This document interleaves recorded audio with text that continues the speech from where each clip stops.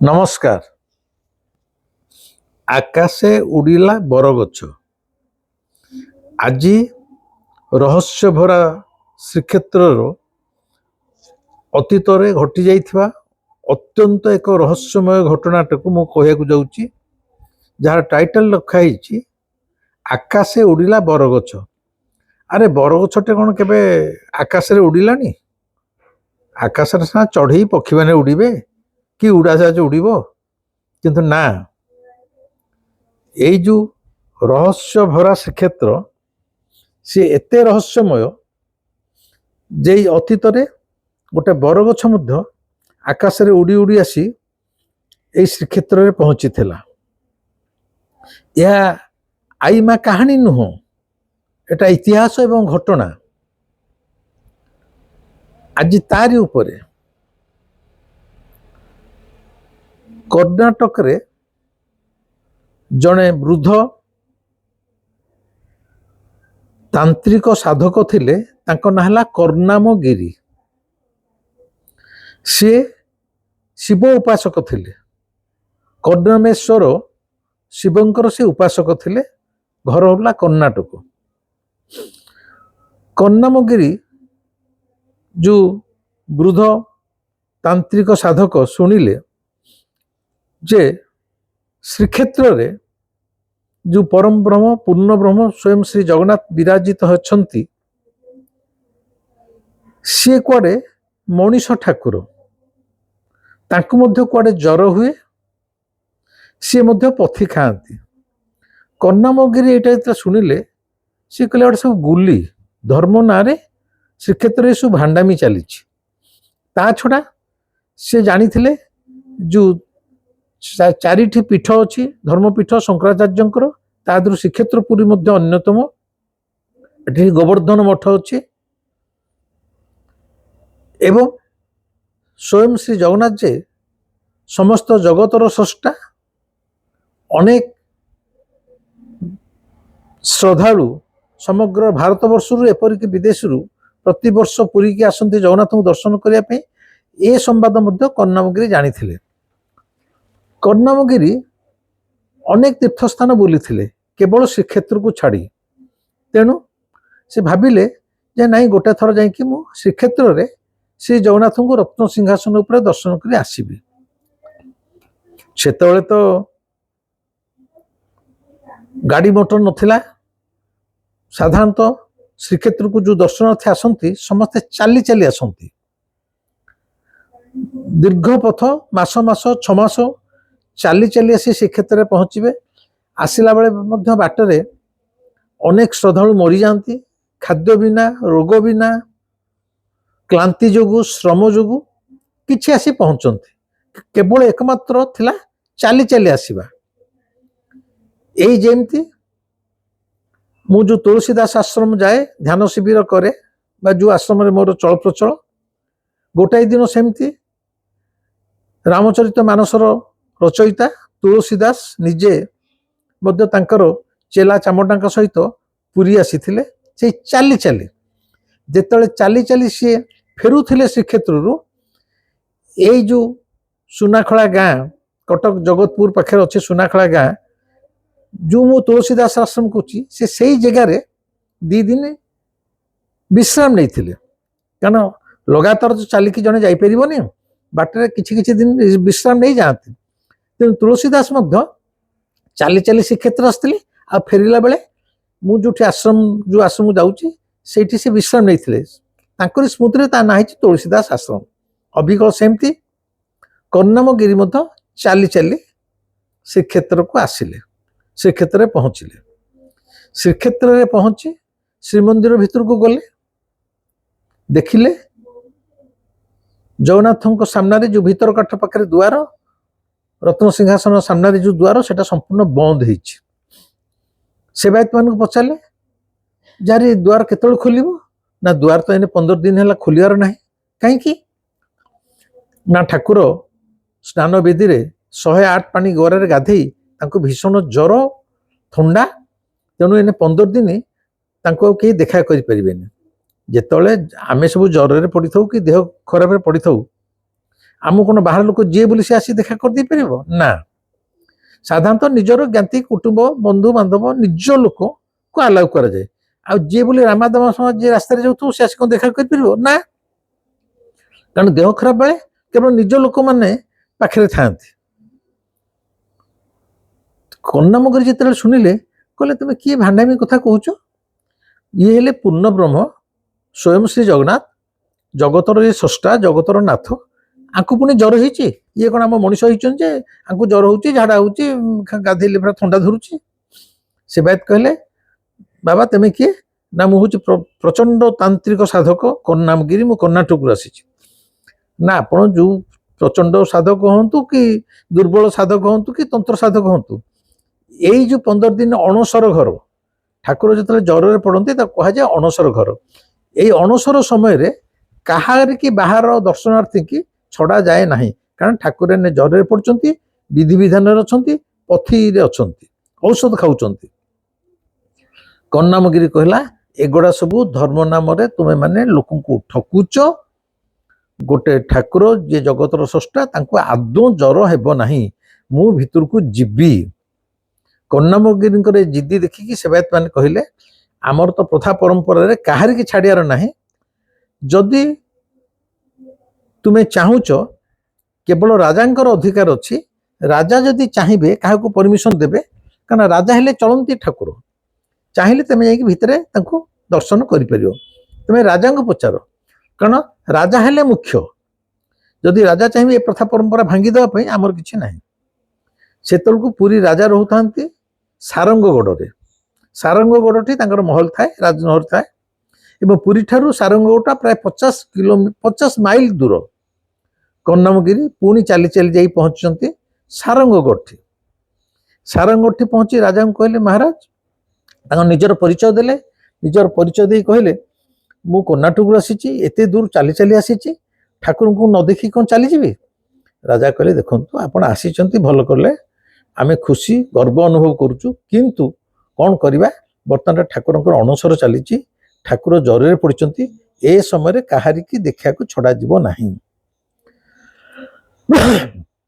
कन्नामगिरी कहले आपण भी मो सहित ठकुंट जरफर किछि ना राजा कहले नाई आपण को अनुमति दि जाई पारिबो नाही राजा कहले आपण जदि जने तांत्रिक आपण जदि निजे जाइकी कौन सी उपाय रे रत्न सिंहासन पाखे जगन्नाथ को दर्शन करें मोर किसी आपत्ति ना सी कहले ठीक अच्छे आपण मो सहित चलतु मु देखईदेवी आपणकर दुआर बंद थिले सेठी कहार की परमिशन नथिले मु निजे जाई भितर जाई देखीदेवी ठाकुर को जर फर किछि नहीं गोटे जर ना एटा भेलिकी चली धार्मिक लोक मान ठका जाउछि राजा कहले ठीक अच्छे ताले चलतु जीवा मु भी आपण सहित जीवी ना ठीक अच्छे काली सकाळु मु जीवी आज रातिटा राजनहर रही राजा से राजा किंतु बुढ़ा को देखी एतेटा गुरुत्व देलेनी एक रे बुढ़ा ही अरे जी कहीद मु तांत्रिक जी कहीद मु डाक्तर कौन आम सब विश्वास करूँ बहुत ठका आजिकल बाहर धर्म ना राजा कहला हूँ आज राजनहर रुह काली सकाळु आपण जीवे मु किंतु मोर घोड़ार कि पालिंग जावा कथा जी आपण चली चली जातु जमी जुआड़े जावा कथा जातु मुझे मु किंतु आगुआ जाई पहुँची राति खायापी जेहेतु राजा एतटा गुरुत्व देलेनी कन्नामगिरी मिंचाई सोला ये जो कला कला बुट सोला आम सीझेकी तादरे नड़िया लेंबू पकई खाऊ विशेषकर ट्रेन में गला बेले यही सोले सोले सोले सोले सीझा सोले एमती डाकती सब जो छोट छोट सोला है तेणु से जो सोला मेचे बेलेटे सोला देदेले जे आप रात खाऊँ कन्नामगिरी जहाँ खाई रखी सकाल उठला मात्रे राजा कहले आपण जे प्रकृति में जड़े तांत्रिक प्रचंड तांत्रिक मु जानी केमी मुझे कथार कहीं 50 माइल दूर अजथा फेर जीवी आपण को परीक्षा करने आप हूँ तो मिछ कही पार्थ कन्नामगिरी के यहाँ बहुत बाधिला माने मु जड़े तांत्रिक कर्णाटक ये राजा विश्वास करने से कहले हौ महाराज देखंतु मु तांत्रिक कि नहीं राजनहर सामने गोटे बड़ ମୋଟା ବରଗଛଟି ଥିଲା, ପୁରୁଣା ବରଗଛଟି। କର୍ଣ୍ଣାମଗିରି ରାଜାଙ୍କ ସାମ୍ନାରେ ପଟାପଟ ସେ ଗଛ ଉପରେ ଚଢ଼ିଗଲେ, ବରଗଛ ଉପରେ ବସି ପଡ଼ିଲେ। କହିଲେ ରାଜା ଆପଣ ମୋ ପଛେ ପଛେ ଆସନ୍ତୁ, ଯେଉଁଥିରେ ଆସିବା କଥା ଆସନ୍ତୁ। ଆପଣ କହୁଥିଲେ ଆପଣ ଆଗରେ ପହଞ୍ଚିବେ, ଦେଖନ୍ତୁ ମୁଁ ଆପଣଙ୍କ ଆଗରେ ପହଞ୍ଚୁଛି କି ନାହିଁ। ଏଇ ବରଗଛ ଉପରେ ବସିକି ତାଙ୍କ ତନ୍ତ୍ର ବଳେ କହିଲେ ବରଗଛ ବର୍ତ୍ତମାନ ଶ୍ରୀକ୍ଷେତ୍ରକୁ ଚାଲ। ରାଜା ତାଙ୍କର ପାରିଷଦ ସମସ୍ତଙ୍କ ଆଖି ଆଗରେ ଦେଖାଗଲା ବରଗଛଟା ଆକାଶକୁ ଉଠିକି ଓଡ଼ିଆକୁ ଲାଗିଲା। ଆପଣଙ୍କୁ ଶୁଣିଲା ବେଳକୁ ଟିକେ ଅଖଡ଼ା ଲାଗୁଥିବ ଯେ ଏଗୁଡ଼ା ସବୁ ବୋଧେ ଅତୀତରେ ସବୁ ଗପ ଲେଖା ହେଇଛି। ନାଇଁ ରେ ଭାଇ, ଗପ ନୁହଁ, ତନ୍ତ୍ର ଏଭଳି ଏକ ସାଧନା। ସେ ସମୟରେ ଏଭଳି ତାନ୍ତ୍ରିକ ଥିଲେ, ଏବେ ଯେ ନାହାନ୍ତି ତା ନାହିଁ। ଏବେ ମଧ୍ୟ ଆସାମ ତାରାପୀଠରେ ନାହିଁ ନଥିବା ପ୍ରଚଣ୍ଡ ତାନ୍ତ୍ରିକ ମାନେ ଅଛନ୍ତି। ଆମର ଓଡ଼ିଶାରେ ବିଶେଷ କରି ମୁଁ ଫୁଲବାଣୀ ସହିତ ପରିଚୟ ଯେହେତୁ, ଅତୀତରେ କିଛି ଫୁଲବାଣୀଙ୍କ ତାନ୍ତ୍ରିକ ଦ୍ୱାରା ମୁଁ ମଧ୍ୟ ମୋ ଜୀବନର କୌଣସି କଷ୍ଟ ସମୟରେ ଉପକାର ପାଇଛି। ଏକଥାଟା କହିଲା ମାତ୍ରକେ ଆପଣମାନେ ମୋତେ ଫୋନ କରି କହିବେନି କେଉଁ ତାନ୍ତ୍ରିକ ପାଇଛନ୍ତି, ସେ ତାନ୍ତ୍ରିକର ଫୋନ ନମ୍ବର ଦିଅନ୍ତୁ, ତା ପାଖକୁ ଆମେ ଯିବୁ। ଏଗୁଡ଼ା ମୁଁ ଏତେ କହିପାରିବିନି। ତ ବୁଝୁଛନ୍ତି ତ, ଆପଣଙ୍କର ଯାହା ଦରକାର ଆପଣ ନିଜେ ଖୋଜିବେ, ମୋଠୁ ସବୁ ଜିନିଷ ଆଶା ରଖିବେନି। କାରଣ ସେ ତାନ୍ତ୍ରିକ ମୁଁ ଦେଖିନଥିଲି, ମୋ ସାନ ହେଇଯାଇଥିଲା ତା ପାଖକୁ। ଏବେ ମଧ୍ୟ ଫୁଲବାଣୀରେ, ମୟୂରଭଞ୍ଜରେ, ବିଶେଷ କରି ଗଞ୍ଜାମରେ, କୋରାପୁଟରେ ମଧ୍ୟ ତାନ୍ତ୍ରିକ ମାନେ, ଆମର ଆଦିବାସୀ ତାନ୍ତ୍ରିକ ମାନେ ଅଛନ୍ତି। ତେଣୁ ତନ୍ତ୍ର ଦ୍ୱାରା ବହୁ କିଛି ଅସାଧ୍ୟ ସାଧନା କରାଯାଇପାରେ। ମୋର ନିଜ ଜେଜେ ମୋତେ ସ୍କୁଲରେ ପଢ଼ିଲାବେଳେ, ପଞ୍ଚମ ଷଷ୍ଠ ପଢ଼ିଲାବେଳେ, ପିଲାବେଳେ ନିଜେ ଯେତେବେଳେ ମୁଁ ଗାଁକୁ ଯାଏ ଖରା ଛୁଟିରେ, ନିଜେ ଜେଜେ ମୋତେ କହିଛନ୍ତି ସେତେବେଳେ ମଧ୍ୟ ଆମ ଗାଁକୁ ଗୋଟେ ଏଭଳି ତାନ୍ତ୍ରିକ ଥରେ ଆସିଥିଲା। ତାର ପରାଭବ ପରୀକ୍ଷା ପାଇଁ ତାକୁ ଯେତେବେଳେ କୁହାଗଲା, ଜେଜେଙ୍କ ଆଖି ଦେଖା କଥା, ଗୋଟେଠି ନଡ଼ିଆ ଗଛ ଥିଲା, ସେ କ'ଣ ତନ୍ତ୍ର କଲା, ଏଡ଼େକେ ନଡ଼ିଆ ଗଛ ଏଠୁ ଯାଇ ସେ ଆଉ ଗୋଟେ ପହଞ୍ଚିଗଲା, ଆଉ ଗୋଟେ ଯାଇକି ରହିଗଲା। ମୁଁ ମୋ ଜେଜେଙ୍କ କଥାକୁ ଅବିଶ୍ୱାସ କରିବି ନାହିଁ। କ'ଣ ଯାହା କେବଳ ଆମେ ଦେଖିବା ତାକୁ ବିଶ୍ୱାସ କରିବା? ଆମର ଜେଜେ, ଅଜା, ବାପା ଏମାନଙ୍କ କଥାକୁ ବିଶ୍ୱାସ କରିବାନି, ଯେଉଁମାନେ ନିଜ ଆଖିରେ ଦେଖିଛନ୍ତି। କାରଣ ସବୁ ଜିନିଷ ତ ଆମ ଆଗରେ ଘଟିବ ସେମିତି ତାର କିଛି ଗ୍ୟାରେଣ୍ଟି ନାହିଁ। ତେଣୁ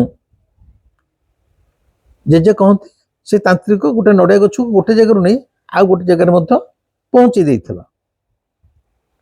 ତେଣୁ କର୍ଣ୍ଣାମଗିରି ରାଜାଙ୍କ ଆଗରେ ବରଗଛରେ ବସି ଉଡ଼ିବାକୁ ଲାଗିଲା। ବରଗଛରେ ଉଡ଼ି ଉଡ଼ି ଯାଉଥାଏ।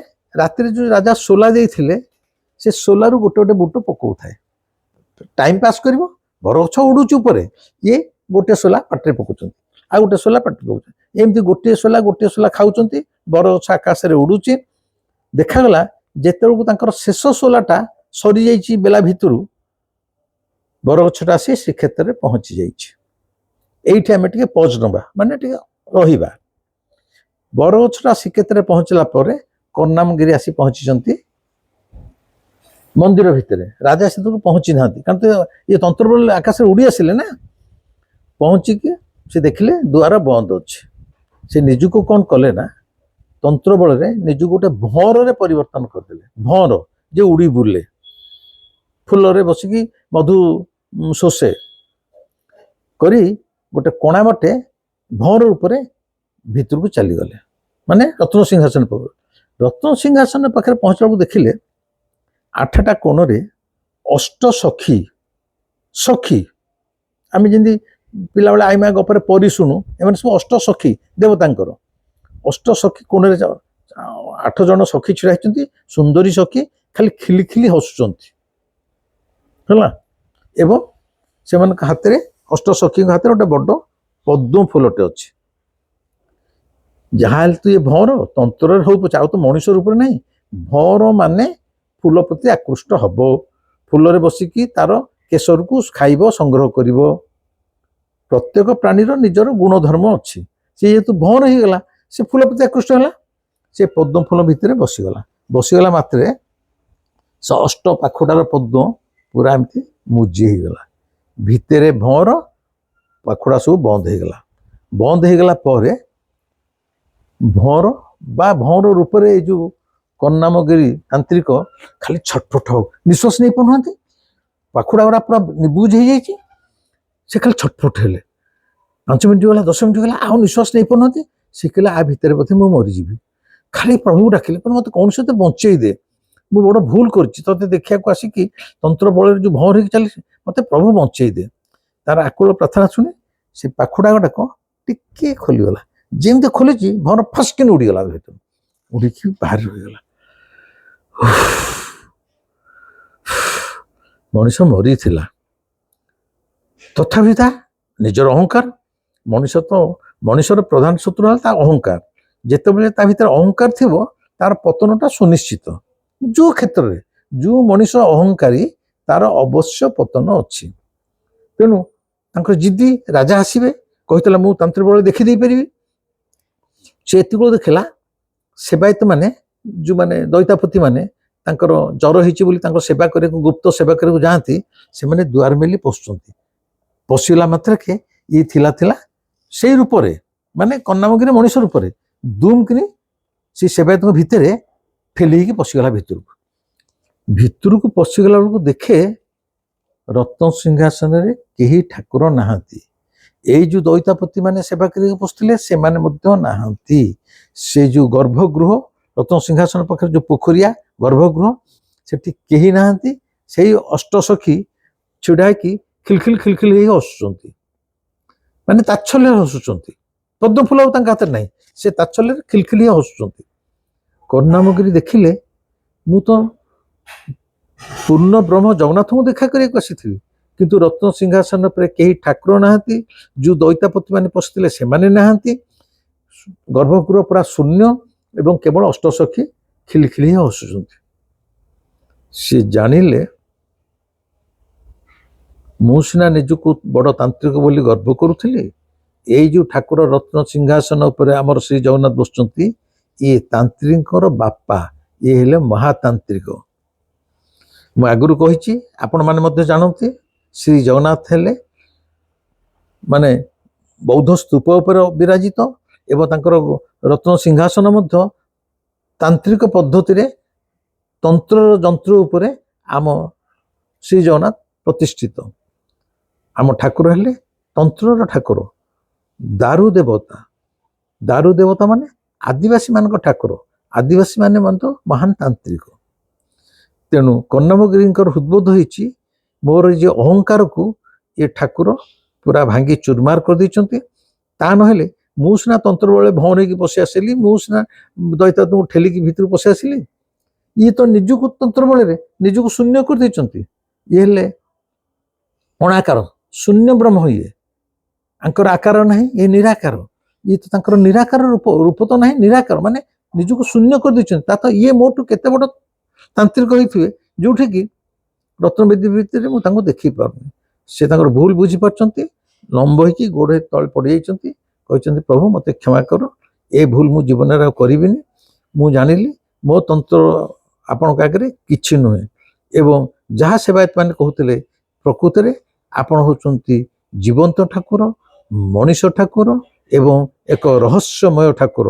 ଆପଣଙ୍କର ରହସ୍ୟକୁ ଭେଦ କରିବା ପାଇଁ ମୁଁ ତ ନୁହଁ, ଯୁଗ ଯୁଗ ଧରି ଏ ଛାର ରକ୍ତ ମାଂସର ମଣିଷ ଜମା ସେଇ ନିଷ୍କର୍ଷରେ ବା ଆପଣଙ୍କ ରହସ୍ୟକୁ ଉଦ୍ଘାଟନ କରିବା ପାଇଁ ତା ପାଖରେ କୌଣସି ବୁଦ୍ଧି ବିଦ୍ୟା ବଳ ନାହିଁ।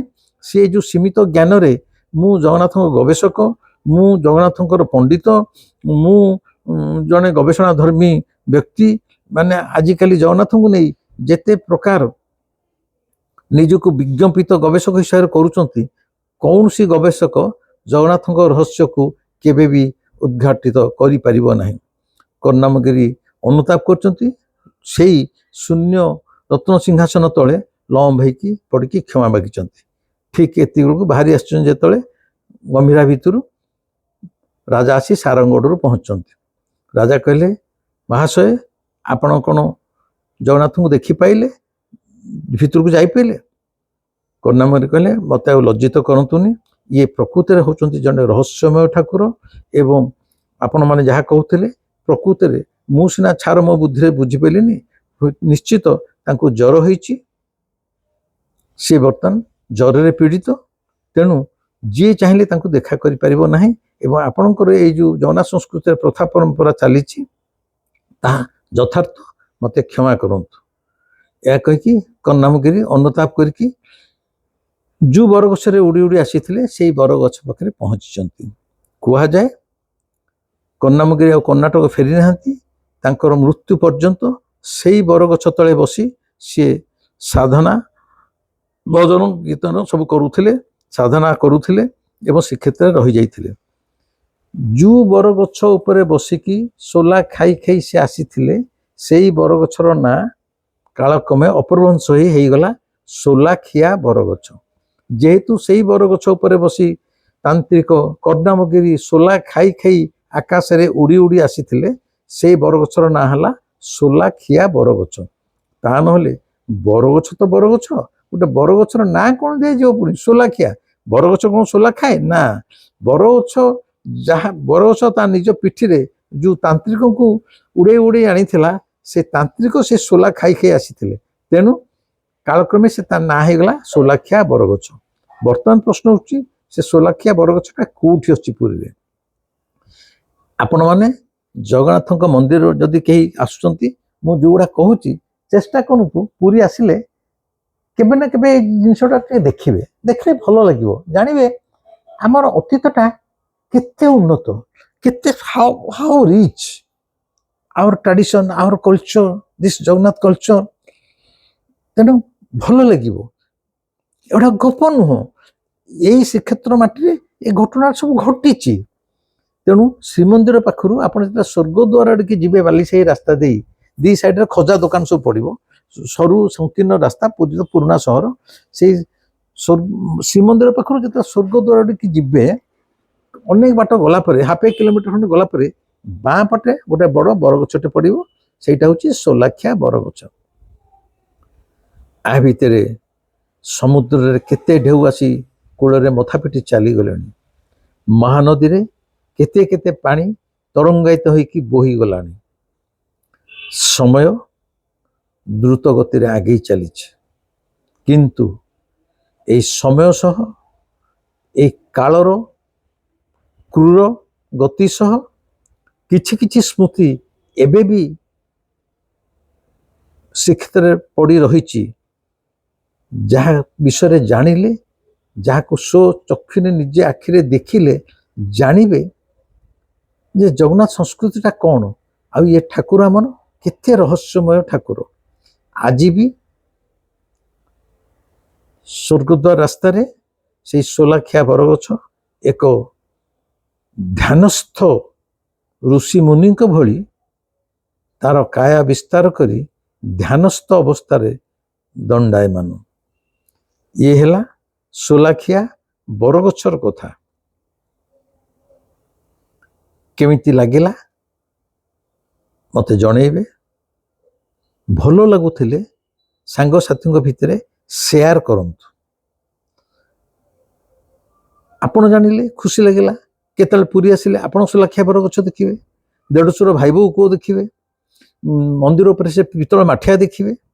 ଠିକ୍ ଆପଣ ଯଦି ଜାଣିଲେ ସମସ୍ତେ ଯେ ୟୁଟ୍ୟୁବ ଖୋଲିକି ଏଇଟା ଦେଖୁଥିବେ ସେମିତି ମାନେ ନାହିଁ, ଆପଣ ଆପଣଙ୍କ ସାଙ୍ଗସାଥୀଙ୍କ ପାଖକୁ ଫରୱାର୍ଡ କରିଦେଲେ ସେମାନେ ବି ବିଷୟରେ ଜାଣିବେ, ସେମାନେ ବି କେବେ ଶ୍ରୀକ୍ଷେତ୍ର ଆସିଲେ ଏଗୁଡ଼ାକୁ ଦେଖିବାକୁ ଚେଷ୍ଟା କରିବେ, ଆଉ ଦେଖିଲେ খুব ଭଲ ଲାଗିବ। ଆମ ଜେଜେ ଅଜା, ତାଙ୍କ ଅଜା, ତାଙ୍କ ଜେଜେଙ୍କ ଅତୀତରୁ ଏଇ ଦ୍ୱାଦଶ ଶତାବ୍ଦୀରେ ଏ ମନ୍ଦିର ହେଇଥିଲା।